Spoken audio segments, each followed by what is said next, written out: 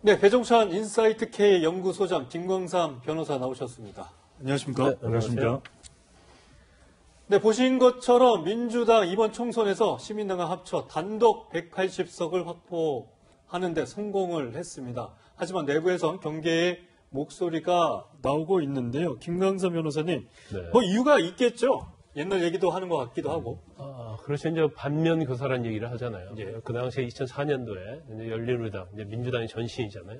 그때 압도적으로, 근데 그 당시도 뭐 더 압도적으로 나올 거라 예상을 했는데, 이제 과반수를 얻었어요. 근데 과반수 얻고 나서, 여러 가지로 어떻게 보면, 국민의 입장에서 보면 굉장히 오만하지 않냐 그런 평을 좀 받았었고, 내부적으로 그 당시 상당히 좀 분열이 있었고요. 그다음에 이제 국가보안법을 비롯해서 뭐 4대 입법과 관련해서도 굉장히 많은 논란이 있었을 뿐만 아니라 여야 관계도 굉장히 좋지 않았거든요. 네.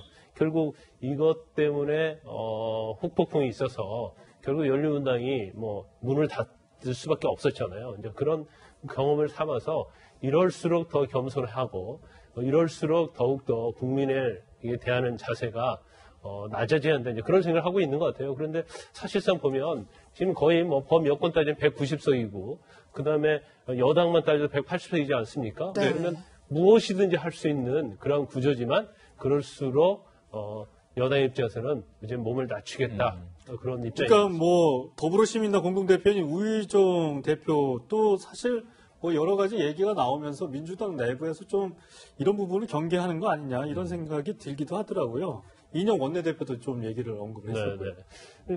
그리고 사실 좀 빠른 감이 있죠. 물론 뭐 거대 여당이 탄생을 했기 때문에 본인들이 원하는 그러니까 당에서 어떤 정체성과 관련된 입법에 그런 걸 할 수가 있는데 지금 더 먼저 나온 얘기는 뭐 국가보안법 얘기만 나오고 있고 네. 더군다나 윤석열 총장과 관련된 거취 문제 같은 게 나오고 있잖아요. 그래서 아마 이해찬 대표 입장에서 보면 이러한 것들이 이제 당에 도움이 되지 않는다고 보고 있는 것 같습니다. 네. 그렇기 때문에 그러니까 다른 국회의원 또 당을 생각해서라도 좀 자제를 해달라 이제 그런 취지의 말을 전달했어요. 그래서 아마 이런 내용들이 뭐 당연히 더불어시민당이랄지 더불어민주당 내에서도 전달이 될 것이고 어느 정도는 굉장히 자숙 기간을 거치면서 야당과 협조하는 그런 분위기의 어떤 상황이 이끌 거라고 봅니다.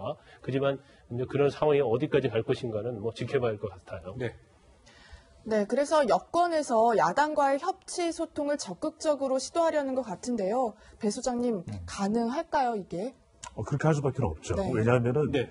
이번 선거가 사실은 압승이라고 하는 얘기, 의석수가 압승이죠. 네. 그러니까 전체 득표를 보면은 아주 큰 차이는 아니에요. 예. 지역구에서의 득표를 다 모은 것. 그리고 정당 투표에서도 뭐 그렇게 큰 차이가 아니잖아요. 예. 근데 의석수는 어차피 소선구제니까 한 표라도 많으면 당선입니다.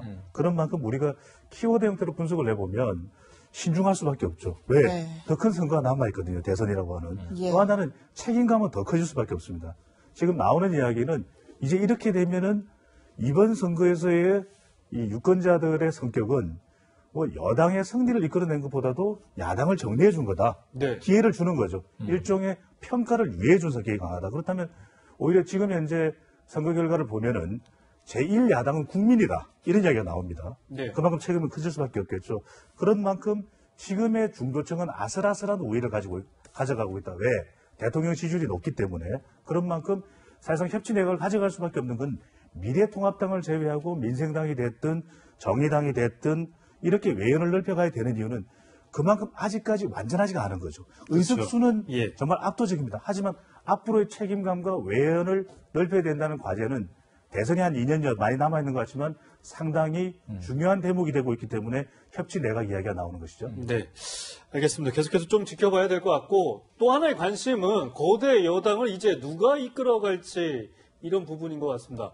이해찬 당대표 이후에 거론되는 인물들이 지금 이제 뭐 전해지고 있는 것 같습니다. 평론가님. 네, 이해찬 대표 요즘에 건강이 많이 안 좋아 보이시죠. 그러니까 이렇게 기자회견 하실 때마다 좀 너무 힘들어 하시는 것 같기도 하고. 근데 뭐 워낙 강행군을 하다 보니까 뭐 이제 요즘 코로나19 상황에서 감기에 걸리실 수도 있고 몸살이 나실 수도 있는데 네. 어쨌든 중요한 건 임기가 8월까지입니다. 예. 올 여름이면 이해찬 대표는 총선을 어쨌든 압승으로 이겨낸 대표로 마무리될 거예요. 추미애 지금 법무부 장관 전 대표죠. 나름 이제 선거들을 다 압승으로 이겨냈잖아요. 그럼 차기에 대권을 이끌 당대표는 누구냐?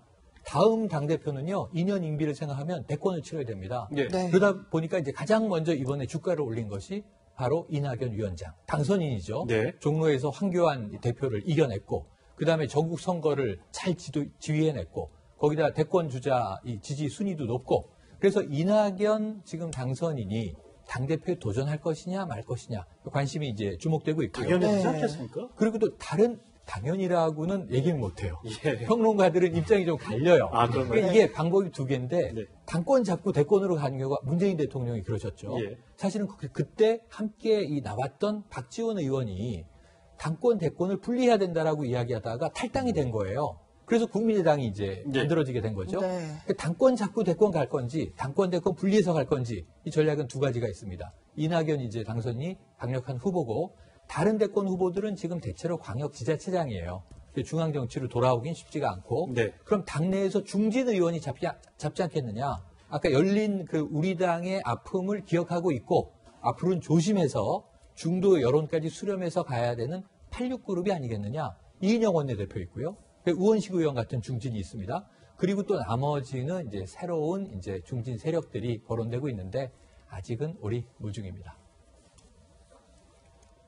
한편 통합당은 참패의 원인을 찾고 당을 정상화하는 데 총력을 기울이겠다는 입장인데요. 황수현 기자가 통합당 분위기는 어떤지 전해드립니다.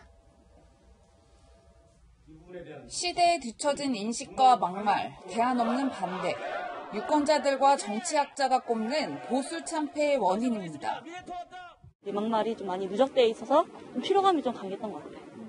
정만 만들어버리고 대화 안 하고 그러면 국민의 의견을 전달하는 그 저기가 안 되잖아.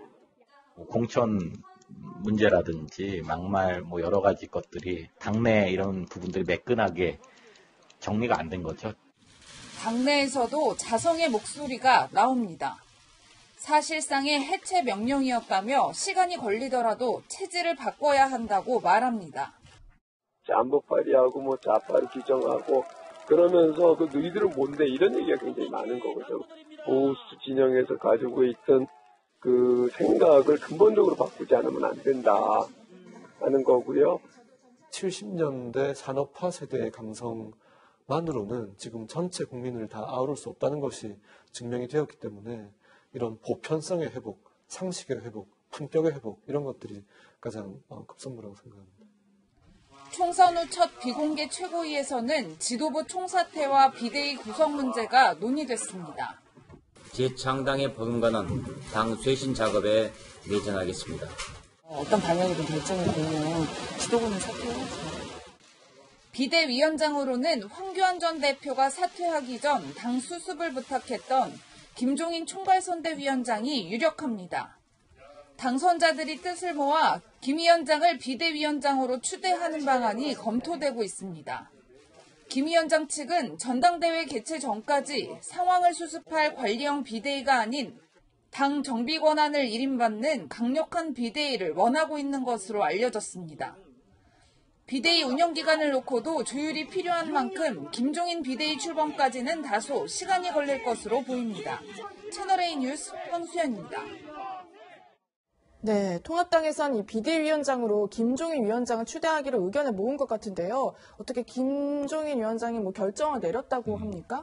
일단 뭐 대안이 없는 것 같아요. 그러니까 네. 너무 리더십 공백이 크잖아요. 그러니까 통합당의 당의 리더십도 공백이 있고 지금 대권 주자도 마찬가지 아니겠어요? 예. 근데 사실 민주당과는 굉장히 대비가 됩니다. 예. 아까 최평론가께서 얘기하신 것처럼 민주당은 지금 당대표 할 사람도 엄청 풀이 인재가 많아요. 맞아요. 대권 주자도 마찬가지인데 네. 지금은 사실은 통합당에는 전혀 뭐 과연 당을 이끌 사람 또는 대권 주자도 굉장히 부재한 상황인데 결국 대안은 뭐냐? 결국 김종인 위원장밖에 없을 것 같아요. 네. 당내나 당의 인사 중에서도 앞으로 통합당을 이끌 수 있는 사람은 김종인 위원장밖에 없지 않느냐 이렇게 생각을 하는데 지금 비대위원장을 들어가게 되면 지금 완전 이번 총선을 통해서 통합당이 완전 무너졌다고 볼 수 있는 거거든요. 네. 네. 그리고 김종인 위원장이 통합당에 이렇게 비대위원장을 한다고 한들 어떤 것들을 해낼 수 있을지 거기에는 또 의문의 부호가 들어요. 그러니까 당 자체가 있는데 리모델링을 하라고 하면 그건 어느 정도 할 수가 있겠죠. 예. 근데 새로운 집을 지으라고 하면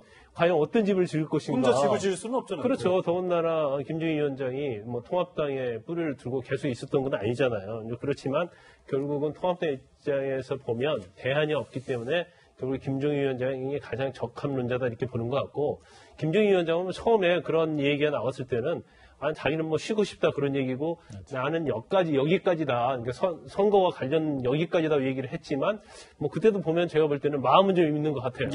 그러다가 최고위원회에서 만장일치로 추대를 하겠다고 하니까 본인 입장은 전제 조건을 몇 개 달았어요. 첫 번째는 왜 비대위를 꾸려야 하는지 거기에 대해서 좀 의견을 모아오라 이런 얘기를 했고, 그 다음에 또 이건 참 중요한 부분인데, 뭐 5월달, 6월달에 뭐 조기 전당대회 하는데 거기까지만 하는 게 아니고 내가 연말까지 맡아야 한다. 그걸 이제 보장해달라는 거예요. 그러면 시간적으로도 본인이 어떻게 보면 통합당이라는 큰 그림을 그리기 때문에 그런 생각이 좀 있는 것 같고, 그다음에 이제 중요한 것 중에 하나가 김재인 위원장이 사실 통합당에 뿌리가 없잖아요.